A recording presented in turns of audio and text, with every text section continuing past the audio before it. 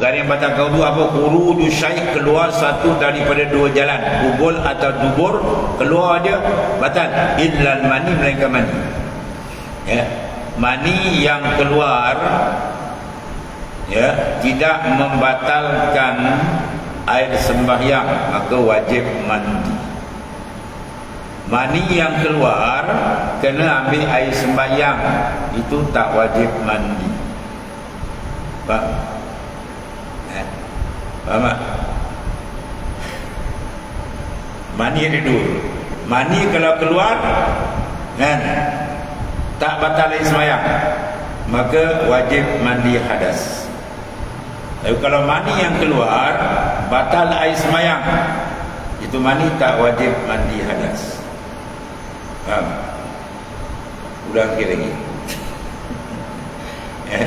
Mani yang keluar kena mandi, itu mandi kita. Dia keluar ada rasa talazzuz, lazat, itu kena mandi. Tapi sembahyang tak batal. Ya. Dia duduk seorang, dia ada sembahyang, dan duduk dia tadi tetap papan punggung. Ya, dia tertidur. Jadi bila tertidur, papan punggung tetap, sembahyang batal tak? Tak batal. Tiba-tiba dia mimpi, inzal, keluar mani. Ketika itu wajib mandi. Wudu batal, wudu tak batal. Satu. Habis mani yang tak mandi pula macam mana pula? Mani yang tak mandi ialah mani yang keluar kali kedua. Air mani dia keluar, dia masuk kembali. Dia tak ada kerja kan, dia masuk kembali. Betul, air mani itu keluar balik. Itu tak wajib mandi itu. Ya, itu tak wajib mandi. Contohnya mani apa?